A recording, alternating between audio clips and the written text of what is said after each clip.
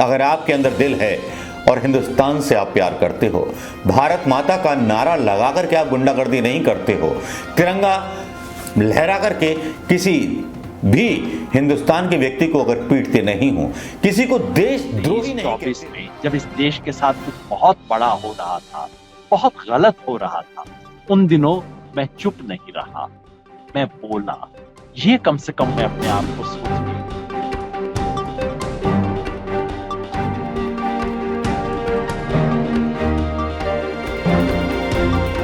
दोस्तों नमस्कार। कितने लोगों को लगता है कि राहुल गांधी की भारत जोड़ो यात्रा जो है राहुल गांधी का रिलॉन्च है, जैसा कि फैलाया जा रहा है गोदी मीडिया के द्वारा। लेकिन गोदी मीडिया सच तो आपको कभी दिखाएगा नहीं, सच कभी बताएगा नहीं कि भारत जोड़ो यात्रा चल क्यों रही है। जिस मीडिया ने भारत को तोड़ दिया हो, जिस न्यायपालिका ने नफरत के बीज बो दिए हो, जिस चुनाव आयोग ने ईवीएम के सहारे एक पार्टी का सहारा लिया हो, उस चुनाव आयोग ने और न्यायपालिका ने जहां पर राज्यों की सरकारें बदल गई हों, पता होगा आपको कि शिवसेना का फैसला अभी भी न्यायपालिका में ही चल रहा है, जबकि सरकार महाराष्ट्र में बन चुकी है। चलिए उसकी बात भी छोड़ते हैं, बात करते हैं भारत जोड़ो यात्रा की और आम हिंदुस्तानी को क्यों उसमें जाना चाहिए। भारत जोड़ने का मतलब है सद्भाव को जोड़ना, भारत जोड़ो का मतलब है नफरत छोड़ना, भारत जोड़ो का मतलब है कि देश में प्रगति और विकास की बात करना, भारत जोड़ो का मतलब है दिलों से दिलों के तार जोड़ना, भारत जोड़ो का मतलब है अपनी आने वाली पीढ़ियों को बताना कि जब हिंदुस्तान बर्बादी के कगार पर था तो हम उस सरकार के खिलाफ खड़े थे जो सरकार हिंदुस्तान को बर्बाद कर देना चाहती थी। हम उस मीडिया के खिलाफ आवाज उठा रहे थे जिसके पास बहुत सारे संसाधन थे और हमारे पास कोई संसाधन नहीं थे। हाँ, हम अकेले थे लेकिन आवाज बुलंद कर रहे थे, सड़कों पर पहुंच करके, सड़कों की बात करके।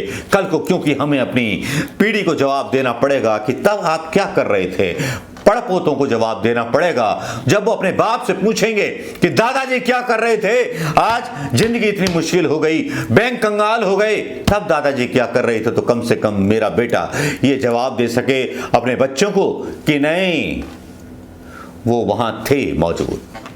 कुछ इसी तरह का बयान योगेंद्र यादव का वायरल हो रहा है सोशल मीडिया पर।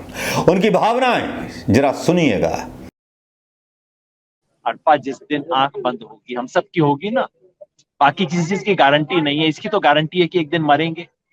जिस दिन मरेंगे उस दिन ये सोच सकेंगे कि हाँ, मुझे जो करना चाहिए था मैंने किया। सन 2022, 23, 24 में जब इस देश के साथ कुछ बहुत बड़ा हो रहा था, बहुत गलत हो रहा था, उन दिनों मैं चुप नहीं रहा, मैं बोला। ये कम से कम मैं अपने आप को सोच के मर सकूंगा इसलिए कर रहा हूं। कम से कम मेरा बेटा, मेरा पोता, मेरी आने वाली पीढ़ी, जैसे मैं अपने दादा के बारे में कहता हूं ना कि वो एक भीड़, उसको मुसलमानों की भीड़ थी। मेरे दादा ने मुसलमानों की भीड़ के सामने कहा कि नहीं, तुम इन बच्चों को मार नहीं सकते, ये मेरे बच्चे हैं, मेरा गला काटो। और उस भीड़ ने मेरे दादा का गला काट दिया था, राम सिंह का। आज मैं उनका पोता गर्व से ये बात कहता हूं और मैं चाहता हूं कि अरपा, मेरा आने वाली पीढ़ी गर्व से ये कह सके, हाँ, मेरा दादा लड़ा था। अगर आपके अंदर दिल है और हिंदुस्तान से आप प्यार करते हो, भारत माता का नारा लगा करके आप गुंडागर्दी नहीं करते हो, तिरंगा लहरा करके किसी भी हिंदुस्तान के व्यक्ति को अगर पीटते नहीं हो, किसी को देशद्रोही नहीं कहते हो, किसी मुसलमान को पाकिस्तानी अगर नहीं कहते हो, किसी ईसाई को इटली वाला या ब्रिटेन वाला नहीं कहते हो, या किसी दलित को नीच नहीं कहते हो, तो ये वीडियो देखिएगा योगेंद्र यादव का और रोना मत उनका वीडियो देख करके कि वो जितने भावुक हो गए, वो वाकई में भावुक कर देने वाला क्षण है। हर उस हिंदुस्तानी के लिए जो देश को अपना घर मानता है, भारत माता को अपनी मां मानता है। ये वीडियो देख लिया हो तो शायद भावुक तो हो गए होंगे। इसके बाद राहुल गांधी जो निकले हैं उसके बारे में एक बार भी प्रसारण डीडी नेशनल पर या मीडिया के ऊपर नहीं आता। आज जो है भारत जोड़ो की जगह सुभाष चंद्र की महिमा गाई जा रही है। जी हां, सुभाष चंद्र बोस की महिमा इसलिए भी गाई जा रही है क्योंकि भारत जोड़ो यात्रा का जो है किस तरह से काउंटर करना है गांधी के सामने, किस तरह से सुभाष चंद्र बोस को खड़ा करना है, ये ही तो पॉलिटिक्स है मीडिया और प्रधानमंत्री मोदी की। जाट पंचम की मूर्ति को जो पत्थर हो चुकी है उसको हटा करके सुभाष चंद्र बोस की मूर्ति लगाई जाएगी। उसका स्वागत होना चाहिए, प्रधानमंत्री मोदी का स्वागत होना चाहिए। मुझे लगता है कि केवल ये अंग्रेजों की पत्थरों की मूर्ति से लड़ सकते थे, जिंदा अंग्रेजों की तो इन्होंने गुलामी की थी। गांधी की छाती में 3 गोली ना मारी होती गोडसे ने, अगर जाट पंचम को इनके किसी नेता ने गोली मार दी होती तब समझते कि कितने बड़े बहादुर थे। महात्मा गांधी को राष्ट्रपिता कहने वाले सुभाष चंद्र बोस को इन्हीं के नेता बोलते हैं कि कौन हरामखोर था जिसने इनको बोला कि राष्ट्रपिता है महात्मा गांधी। उस बारे में प्रधानमंत्री क्यों नहीं बोलते? जश्न गांधी पर मनाते हैं, मूर्तियों का अनावरण गांधी का करते हैं, सुभाष चंद्र बोस का गुणगान करते हैं। क्या सावरकर पर इनको इतना गुमान नहीं है, इतना हौसला, इतना पिछवाड़ा नहीं है? सॉरी यार, पिछवाड़ा गलत शब्द होता है। पिछवाड़े का मतलब मैं कहना चाह रहा था कि पीछे का दरवाजा घर का।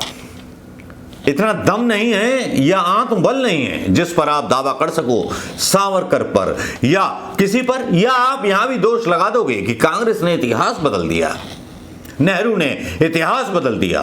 नेहरू बेगाने थे, वल्लभ भाई पटेल बेगाने थे, सारे कुछ बेगाने थे। उन्होंने कभी सोचा नहीं था कि तुम जैसे अनपढ़ चाय वाले और संघी विरासत के लोग आएंगे।